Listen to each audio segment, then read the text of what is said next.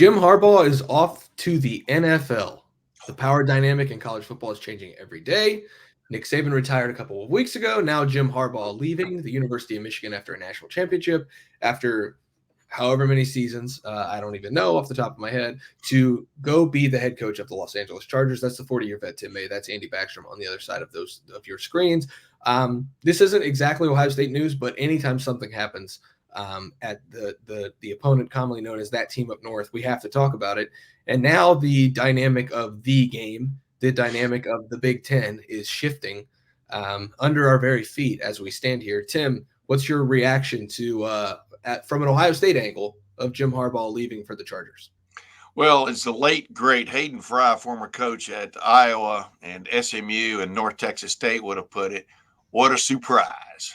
Uh, this guy's been wanting to get back to the NFL to finish unfinished business for a while now, even before Connor Stallions. Well, I think Connor Stallions had come along by then when he had the dalliance with when Harbaugh had the dalliance with the Minnesota Vikings a couple of years ago.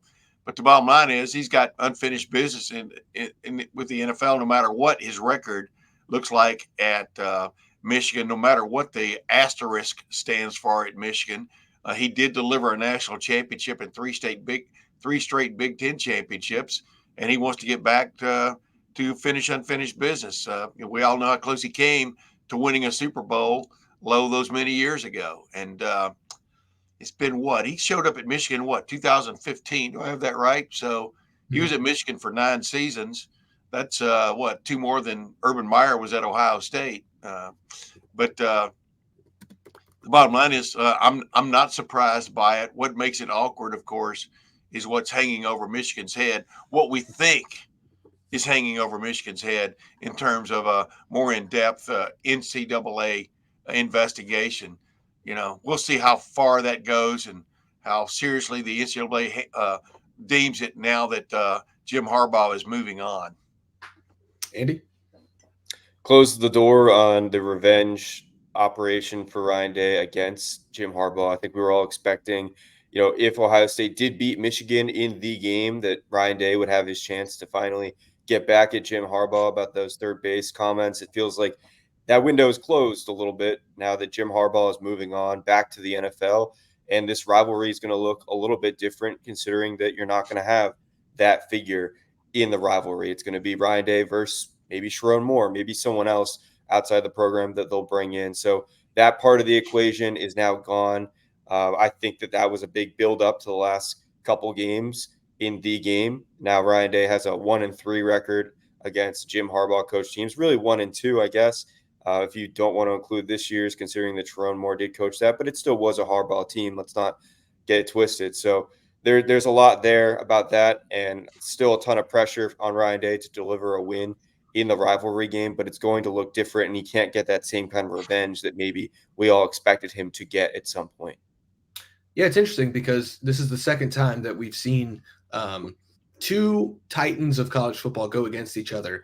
The first time being Bo versus Woody, the second time being Meyer versus Harbaugh. And of course, we lost Urban Meyer from the rivalry. Obviously, he's still alive and well, but we lost him from the rivalry a few years back. And so you still had at least one of those heavy hitters of college football on the sidelines for the game. Well, now you look at across the field, and it's not a knock on Sharon Moore or Ryan Day. I think they would both even agree with this. You lose some of that star power that came with the rivalry. Because, like I said, even when Urban Meyer moved on, you still had Jim Harbaugh, who's a star of college football, on the other sideline. And I think you do lose something in that sense, just from the rivalry. It's no longer, it could be two offensive coordinators who were promoted from within, which is just wild to say that they could go against each other at two of the bluiest of blue bloods in college football. And bluiest. Yeah. My grandson's like Bluey. Yeah. But it's pretty funny. By the way, you left out Trussell versus Rodriguez. Well, I just think it's interesting that this is the second time that this rivalry is going to see, opposite sidelines have stars on it, and now opposite sidelines don't.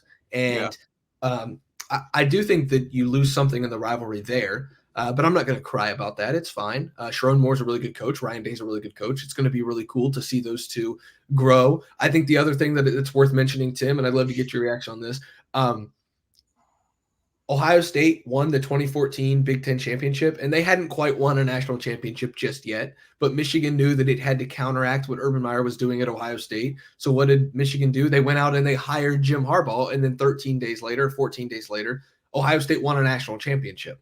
Mhm. Well, fast forward to almost a decade later, almost a decade later, 9 years later, Michigan wins a national championship, and Ohio State is immediately reacting to Michigan's national championship by having their most aggressive offseason. They would have done this whether Michigan won the title or not, but it's just there's a little bit of a poetry, a symmetry to how this Harbaugh era started on the heels of, or right before an Ohio State national title, and how this Harbaugh era ends right after a Michigan national championship, in which Ohio State is now trying to get back on top of the rivalry itself. Is there not some little bit of a poetry or symmetry there, Tim? I think there's a little bit of what the French call a certain I don't know what to it. Yeah. I think most Ohio State fans are hoping it doesn't take 7 years or whatever it was, 6 years to right or wrong, in their minds, because let's face it, all of Ohio State's ills from the last 3 years have all come at the hands, granted, they had a shot to beat Georgia 2 seasons ago. Didn't happen by 1 point. But the point is, they were back into a corner even that time, losing 3 straight to Michigan. Without a doubt, Ohio State has reacted much like Michigan did, trying to find the right way to do it, but they've stuck with their coach to get it done. And it's delivering, I do believe. You still got to play the games, right? But there is a sense that now it's Ohio State's time to rebound. Of course, there was that sense last year, and there was that sense the year before. I don't mean to put throwing that in there, but there is no doubt that Ohio State is having the best January of any team in the country or any program in the country, and it all goes right back to those 3 straight losses to Michigan. That has definitely been the catalyst. Andy? Well, it can all change in 1 year, because remember, in 2020, these teams didn't play, and there was just a lot built up about, well, if they had played, Jim Harbaugh might have been fired after that season, considering the way that season went for Michigan and the way that rivalry was going without a win for Michigan on that side, 0-5 to start. So it was a big what if. We obviously, we're not going to play in hypotheticals here. It didn't happen that year. They didn't play, and then 3 years straight, Michigan's beaten Ohio State, won the Big Ten, and now just has a national championship banner that's going to be hanging up there. So obviously, kudos to them for what they've done. I know a lot of people in Ohio State are not going to really recognize a lot of those accomplishments, but everyone in Michigan is going to remember them forever. And now you got to move on, right? And so the next thing is, how quickly can things change for Ohio State? A lot of people have talked about how much pressure is on Ryan Day, how he needs to deliver this year.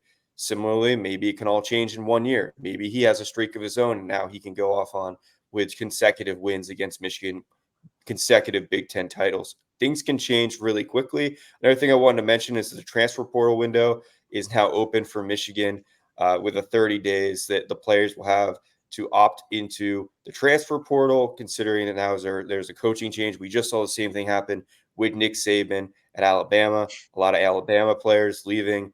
We've already seen a lot of Michigan players leaving to the NFL because of, going off into the sunset, knowing maybe what was to come. But there could be even more now leaving for the portal. So that's another thing to keep an eye on in terms of maybe not players that are coming to Ohio State. I would see that happening, but more players that are going to be leaving Michigan to make that roster even, thinner than it already is. Yeah, and if you just look forward, Michigan has not been the On3 Michigan site, the Wolverine. They produce more Michigan content than any website I think I've ever seen, and they were talking about how Michigan hasn't been recruiting that much during this period because of Jim Harbaugh. Harbaugh watch, as you could call it.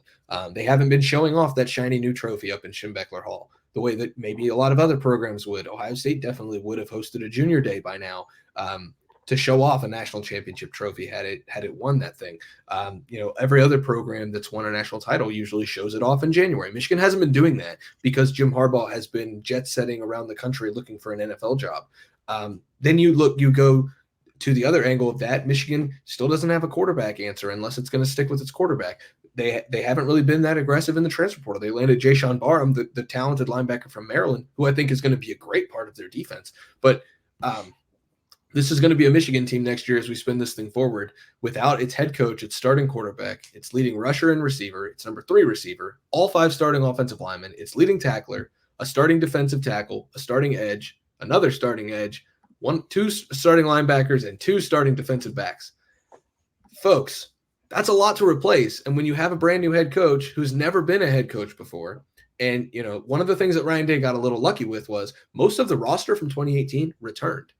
And so, it was a little more turnkey.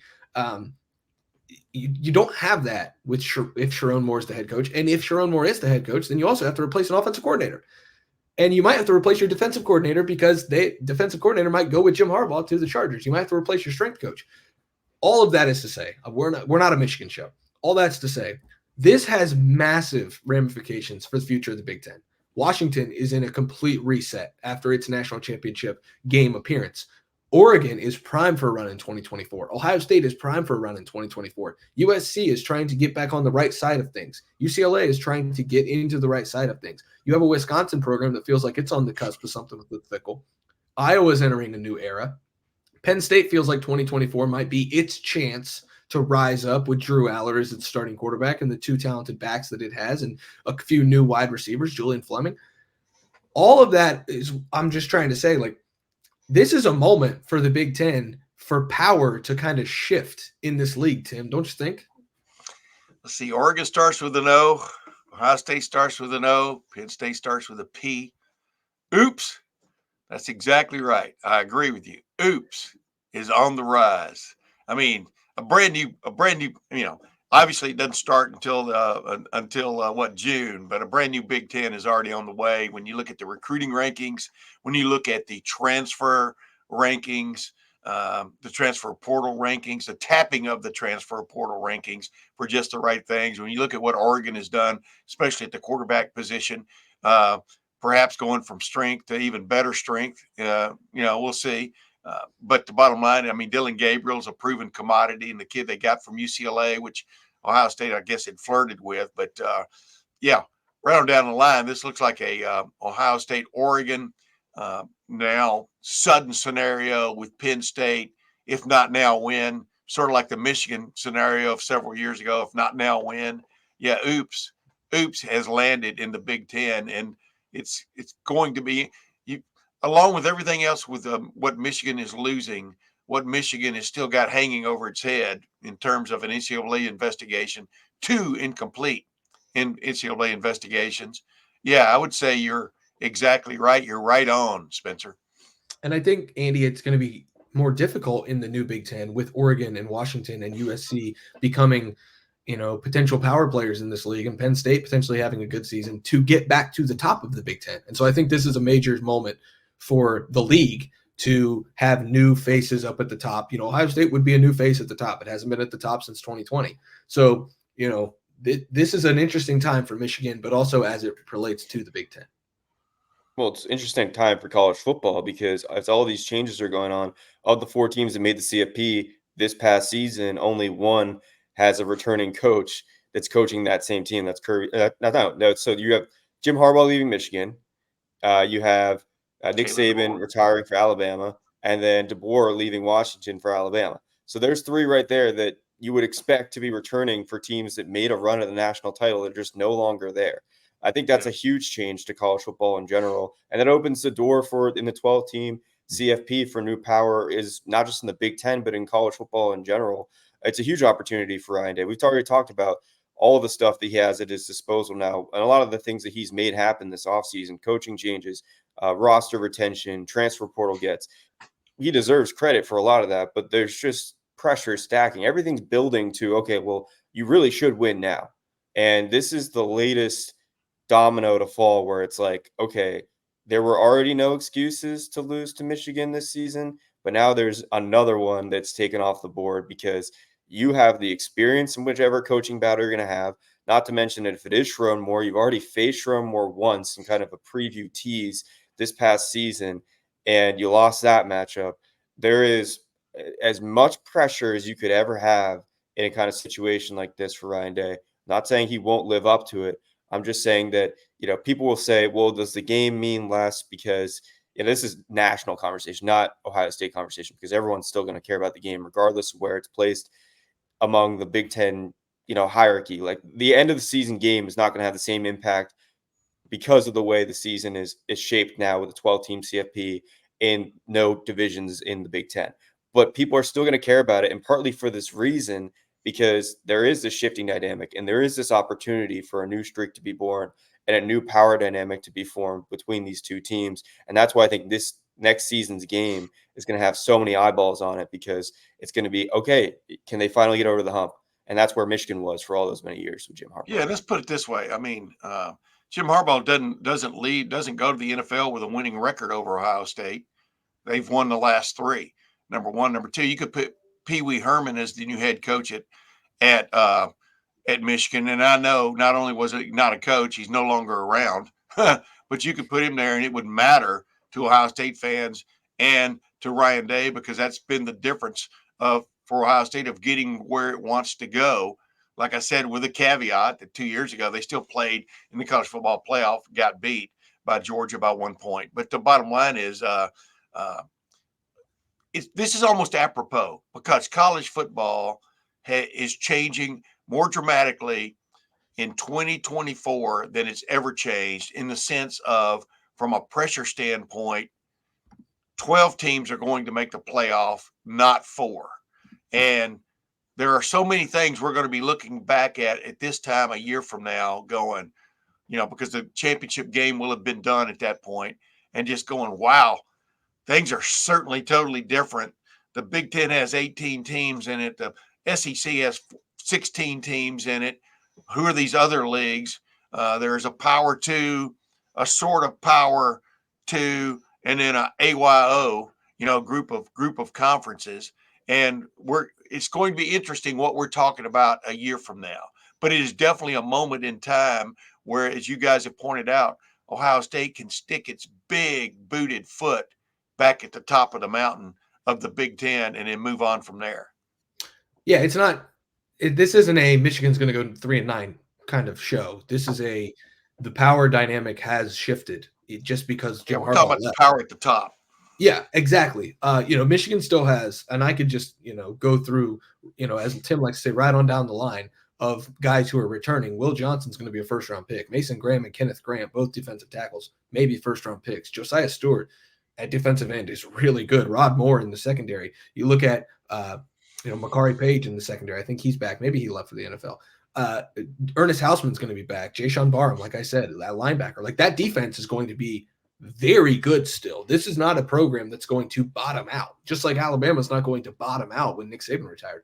But, the Sharks smell blood. Oregon knows that it's heading into the Big Ten with a really good roster the same year that Michigan's going to kind of reset.